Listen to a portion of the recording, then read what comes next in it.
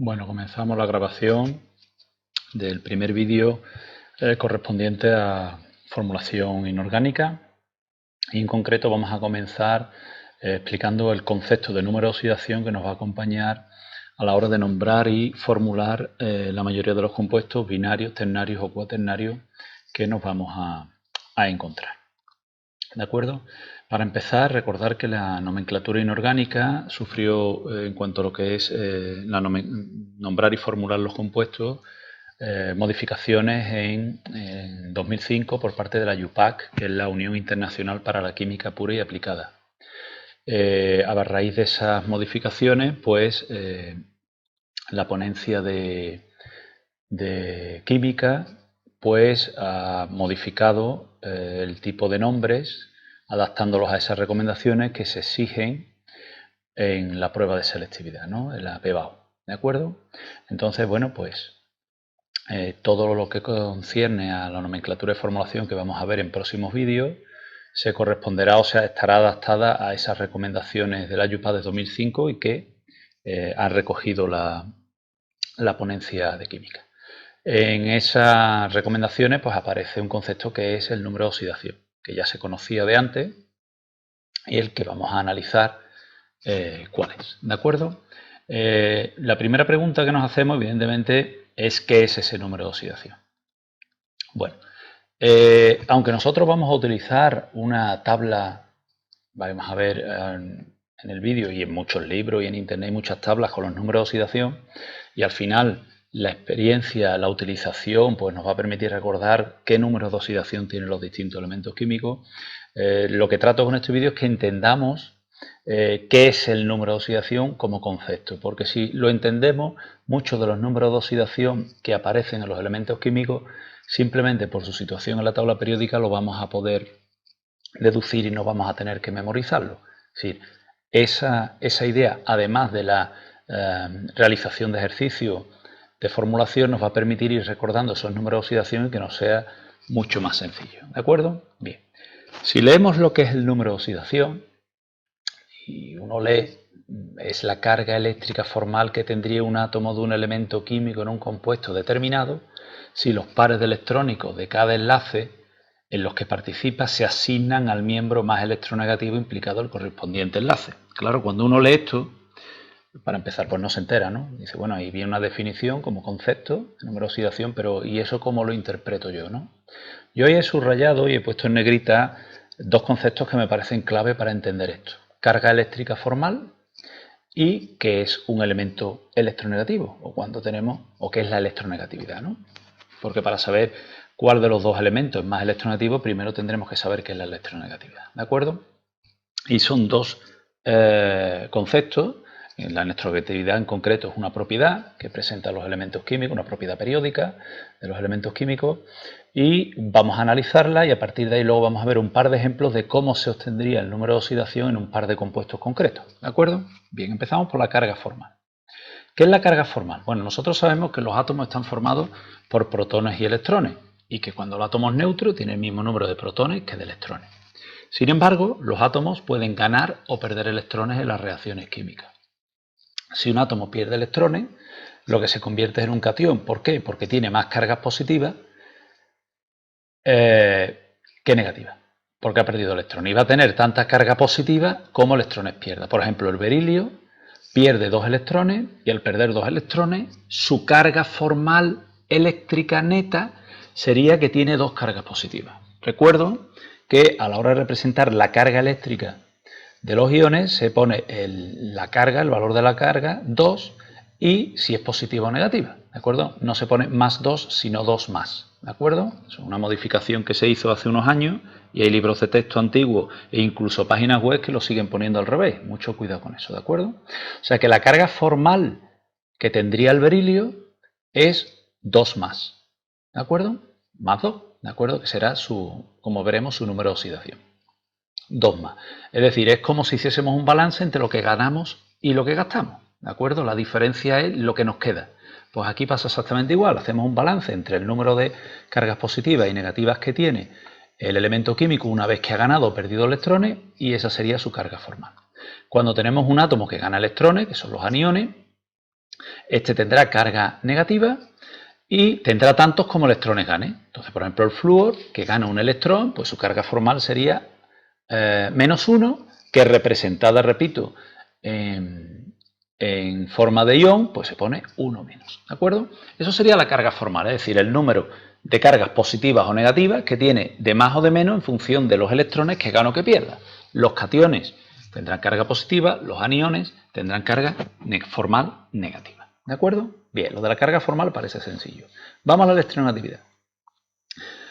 Cuando dos elementos químicos se unen para formar un enlace, como por ejemplo vemos aquí, el cloruro de hidrógeno se une, tenemos hidrógeno, enlace sencillo con cloro, o el monóxido de carbono, que sería un enlace doble con oxígeno, ¿de acuerdo? Comparten electrones. Pero existe una propiedad, que es la electronegatividad, que es una propiedad periódica que varía en función de la posición en la tabla periódica de los elementos, que nos dice que los elementos tienen diferente fuerza a la hora de tirar de los pares de electrones. Es decir, que aunque estén compartiendo aquí el carbono y el oxígeno, los dos pares de electrones, uno de los dos está tirando un poquito más fuerte de los pares de electrones que el otro, ¿de acuerdo? Esa propiedad, que es la electronegatividad, es una propiedad periódica. ¿Y por qué se dice que es una propiedad periódica? Porque tiene una variación lineal en la tabla periódica. En concreto, aquí tenéis el esquema, la electronegatividad aumenta a medida que nos desplazamos hacia la derecha en la tabla periódica, es decir, un elemento que esté en este periodo más a la derecha, su electronegatividad es mayor que los que están a la izquierda. Por lo tanto, a la hora de compartir electrones, tirarían más de los electrones los que están a la derecha. Y aquellos elementos que estén más arriba, en un periodo, su electronegatividad también es mayor. Tiraría más de los pares de electrones compartidos que uno, que si se combinase con uno que está más abajo en ese periodo. ¿Eso a qué nos lleva? A que el elemento más electronegativo que nos encontramos, obviando lógicamente los gases nobles, puesto que ya sabemos que no reaccionan, no se combinan, sería el flúor, ¿de acuerdo? Es el más electronegativo que hay. El flúor, cuando se combine con cualquier elemento y comparta electrones, siempre va a tirar más fuerte de los electrones que el otro elemento. Y el menos electronegativo es Francia. Como ya sabéis, eso nos lleva a clasificar los tipos de enlaces, ¿de acuerdo? Si yo combino un elemento que está a la derecha, que ya sabemos que son los no metales, los que están aquí, con un elemento que está a la izquierda, que son los metales, ¿qué es lo que va a ocurrir? Que va a tirar tanto de los electrones que se los va a llevar y se va a formar el enlace iónico porque se forman iones. Cuando se combinan no metales entre sí, es cierto que el oxígeno en este caso va a tirar más de los electrones que el carbono, puesto que el oxígeno está aquí y el carbono está aquí, es más electronegativo el oxígeno, pero no va a llegar a quitárselo, por lo tanto van a compartir. ¿De acuerdo? Es una manera, la electronegatividad nos permite a nosotros clasificar los tipos de enlaces. Una vez que ya sabemos qué es carga formal y qué es electronegatividad, es decir, carga formal es la carga neta con la que se quedaría el elemento químico una vez que gana o pierde electrones, bien sea positiva o negativa, y la electronegatividad es la tendencia que tienen los elementos químicos a tirar de los electrones compartidos, vamos a ver con ejemplos concretos cómo podríamos sacar el número de oxidación de los elementos químicos en compuestos concretos. Por ejemplo, vamos a uno muy sencillo, fluoruro de hidrógeno. En el fluoruro de hidrógeno, si nos vemos, nos leemos la definición de número de oxidación, sería la carga formal que va a tener el flúor y el hidrógeno cuando al elemento más electronegativo de los dos, que sabemos que es el flúor porque es el que está más a la derecha de la tabla y más arriba, le asignamos el par de electrones compartidos. Es decir, es como si dijésemos, este par de electrones se lo vamos a dar al flúor. ¿De acuerdo? No es verdad porque en el compuesto comparten, pero se lo asignamos. Si nosotros se lo asignamos al más electronegativo, ¿qué es lo que va a ocurrir? Que es como si el hidrógeno quedase cargado positivamente con una carga y el flúor quedase cargado negativamente con una carga. Por lo tanto, la carga formal, fijaros que a la hora de redactar la carga formal, redactamos -1 y +1, pero a la hora de representar los iones, los representamos de esta manera. Cuidado.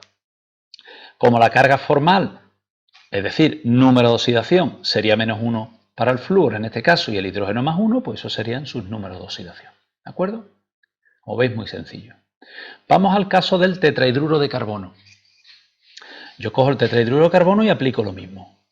En este caso el carbono es más electronegativo que el hidrógeno. Y, entre comillas, he dicho, se lleva los pares de electrones. No es verdad, porque el carbono comparte los electrones con el hidrógeno. Pero nosotros, como es una definición, el concepto de número de oxidación es una definición, nosotros le vamos a asignar los pares de electrones compartidos al carbono porque es más electronegativo. Es decir, carbono se llevaría los electrones y ya está. ¿Qué es lo que está ocurriendo? Pues algo muy sencillo, que el carbono tenía 4 electrones suyos y le han llegado otros 4 que son los 4 que le han aportado cada uno de los átomos de hidrógeno. O sea que formalmente, aunque tenga 8, 4 eran suyos. Por lo tanto, le han llegado 4 electrones. Su carga, 4 menos, se representa, es decir, menos 4. Mientras que cada átomo de hidrógeno lo que ha hecho es perder 1, el que aportó. Por eso se queda con carga formal, en este caso representado el ion 1 más, pero su carga formal, aquí está puesto, sería más 1. Mientras que la del carbono sería menos 4. ¿Qué quiere decir esto? Pues esto quiere decir que el número de oxidación del carbono en este compuesto sería menos 4 y en el caso del hidrógeno sería más 1. Esto habría que hacerlo con multitud de compuestos y ver los elementos químicos cómo se comportan. Una vez que entendemos qué es el número de oxidación, ahora lo que hacemos es decir, bueno, no vamos a analizar cada compuesto, esto ya se han dedicado científicos a hacerlo. Con lo cual, lo que nosotros vamos a hacer es recoger todo eso en una tabla. Y en esta tabla hay que hacer algunas aclaraciones. Primero, un mismo elemento químico puede tener más de un número de oxidación. ¿De acuerdo? No tiene por qué tener un único número de oxidación. Y segundo, los números de oxidación pueden ser positivos o negativos. Y un mismo elemento puede tener los dos. Aclaramos la tabla. Esta es la tabla que sirve, hay tablas que a lo mejor meten algún número de oxidación más en algún elemento, menos, porque se van actualizando, pero vamos, nosotros vamos a utilizar casi siempre los mismos elementos químicos, con lo cual no hay que preocuparse. ¿Hay que sabérsela? Hombre, la experiencia nos va a dar el que nos vamos a saber los números de oxidación. Por ejemplo, si yo me voy al hierro, cuyos números de oxidación son más 2 y más 3, si yo hago muchos ejercicios de formulación en los que aparezca el hierro, pues unas veces me va a aparecer con el 2 y con el 3. Entonces ya la experiencia me va a llevar a saber que el hierro entra con más 2 y más 3. ¿De acuerdo? Pero bueno, eso al principio habrá que ir recordando. Hay cosas que nos permiten recordar los números de oxidación. Por ejemplo, el grupo. El grupo 1, por ejemplo, los alcalinos, grupo 1 tienen número de oxidación 1, perdón. Los metales, que son estos de aquí, siempre el más 1. Y el no metal, que es el hidrógeno, tiene el más 1 y el menos 1. Porque cuando yo digo aquí que los elementos químicos pueden tener número de oxidación positivo o negativo, eso solamente ocurre con los no metales. Fijaros cómo aquí el hidrógeno tiene número de oxidación más 1 y menos 1, que ya veremos cuando empecemos a analizar los compuestos, cuando usa uno, cuando usa el otro, y los metales más 1. Entonces, si yo me sé la tabla periódica, yo me sé los alcalinos, sé que todos los alcalinos tienen número de oxidación 1. Los metales más 1 y el hidrógeno más 1 menos 1 dependiendo. Y ya me sé el número de oxidación de 7 elementos químicos simplemente por cómo están en la tabla. El grupo 2, pues aquí tenemos que todos que son metales tienen número de oxidación más 2. Grupo par, 2 números de oxidación par. Nos saltamos al 13, vamos a dejar los metales de transición que son un poquito especiales. Grupo 13, nos quedamos con el 3, ¿de acuerdo? Impar. Fijaros que los números de oxidación que presenta el grupo son o 1 o 3. En algún caso, pues solamente el 3 y en otros casos el 1 y el 3, pero no presentan el 2. Es decir, grupo 13, el grupo del boro, que es el de los térreos, ya sé que son impares, o el 1 o el 3, y la experiencia me va a llevar a irlos recordando, ¿vale? Con los demás pasa igual. Yo iré haciendo aclaraciones en los distintos compuestos sobre algunos. Por ejemplo, aquí vemos, en el caso del boro, que tiene más 3 y menos 3 porque el boro es el único no metal que hay. Y aquí, a medida que vamos bajando, veremos elementos químicos que tienen el número de oxidación negativo y otros que tienen el número de oxidación positivo, solamente porque son metales, ¿de acuerdo? El germanio es metal, el estaño es metal, el plomo es metal, pero sin embargo el antimonio, aunque tenga características metálicas, se comporta como un no metal a la hora de reaccionar. Y esto es lo que hay que ir aprendiendo. Vemos, grupo 17, flúor, cloro, bromo, yodo, acetato. Vemos que los números de oxidación son impares, 1, 3, 5, 7. Aclaraciones así rápidas. El flúor es el más electronegativo que hay, por lo tanto siempre va a tirar de los electrones, siempre se va a quedar con los electrones, por lo tanto el único número de oxidación que presenta el flúor es el menos 1. El siguiente más electronegativo es el oxígeno. El oxígeno va a presentar números de oxidación menos 2, siempre que se combine con un metal o con otros elementos, ¿vale? Siempre El más 2 cuando se combine con el flúor, cuando se combine con el que es más electronegativo que él, y el menos 1 en un tipo de compuestos que se llaman los peróxidos, ¿de acuerdo? Aquí tenemos el resto, como vemos son números de oxidación pues más o menos normales, ¿de acuerdo? Aquí en el nitrógeno aparece más 1, más 2, más 3, más 4 y más 5 porque es un caso especial, ¿vale? El nitrógeno solamente usa los números de oxidación más 2 y más 4 con el oxígeno, con el resto no, sería 1, 3, 5, ¿vale? Hay salvedades que ya iréis aprendiendo a medida que vayáis formulando, que hay que conocer, pero conociendo la estructura de la tabla periódica y sabiéndonos la tabla periódica, hay muchísimos elementos químicos que simplemente por saber en el grupo en el que están vamos a saber su número de oxidación, y eso es muy importante, como veremos, a la hora de formular. Siempre el número de oxidación, y esto es muy importante, es como el abecedario. Es decir, yo me puedo saber muchas normas para formular un compuesto ternario, pero si yo no me sé los números de oxidación que tienen los elementos químicos, no los voy a poder aplicar. Es decir, yo puedo saber muchos recursos literarios, pero si tengo faltas de ortografía, porque no me sé las normas ortográficas, voy a escribir mal, por muchos recursos literarios que tenga. Pues lo mismo pasa con el número de oxidación. Aquí están todos. Evidentemente vamos a utilizar más unos elementos que otros, por ejemplo el renio, el wolfranio, el tántalo, pues son elementos que no suelen aparecer, pero otros como el hierro, el cobalto, el níquel, la plata, el cadmio, el mercurio, el oro, platino, estos elementos de aquí, ¿de acuerdo? Sí suelen aparecer, pero ya digo, a medida que vayáis haciendo ejercicio, pues van a ir apareciendo y uno se va a acabar aprendiendo que el cobre tiene números de oxidación más 1 y más 2, pues porque ha formulado muchos compuestos en los que ha aparecido el cobre y ha tenido que utilizar uno de los dos números de oxidación. ¿De acuerdo? Bien, para finalizar, pues aquí tenemos una tabla en la que aparecen unas reglas de asignación. Digamos, estas son las reglas que nos han permitido construir la tabla que hemos visto en la diapositiva anterior, ¿no? Y hay algunas aclaraciones que yo he dicho. Por ejemplo, un elemento químico puro, por ejemplo el nitrógeno, el cloro 2, el sodio como elemento químico tiene número de oxidación 0. ¿Por qué? Porque no comparte, aquí el nitrógeno comparte consigo mismo, pero ninguno de los dos átomos es más electronegativo, con lo cual su número de oxidación es 0. Ninguno de los dos átomos de nitrógeno se va a llevar los electrones del otro, son los dos igual de fuertes. El hidrógeno tiene siempre número de oxidación más 1 en todos los compuestos, menos en los hidruros metálicos, que es menos 1. Bueno, aquí tenemos una serie de normas. Los compuestos iónicos, está claro, los iones pues tienen siempre su número de oxidación coincide con su carga, ¿de acuerdo? Bueno, hay una serie de normas, ¿de acuerdo?, para sacar los números de oxidación. Pero al final lo que a nosotros nos interesa es pues ir practicando esta tabla. En vuestros libros de texto pues tendréis otras tablas, en internet hay muchas tablas, en el que puede variar algún número de oxidación puntual, pero son tablas que tenéis que ir manejando, que tenéis que ir utilizando con la tabla por delante a la hora de nombrar y formular para poder asignar esos números de oxidación cuando apliquemos las normas para nombrar y formular compuestos. ¿De acuerdo? Bueno, pues con eso finalizamos el vídeo y por lo menos he tratado en este vídeo de que entendáis de dónde viene el concepto de número de oxidación, aunque al final, repito, lo que nosotros utilizaremos es cuál es el número de oxidación del cobre, cuál es el número o los números de oxidación del cobre, del hierro o del flúor o del bromo, ¿de acuerdo? Saberlos para saber aplicarlos, pero por lo menos que sepamos ese número de oxidación, de dónde viene como concepto, cómo se puede obtener y que no sea un número que nos aprendemos así de memoria, que no tiene ningún sentido para nosotros porque lo que nos hemos hecho es aprendernos el número, ¿de acuerdo? Bien, pues con eso finalizamos el vídeo.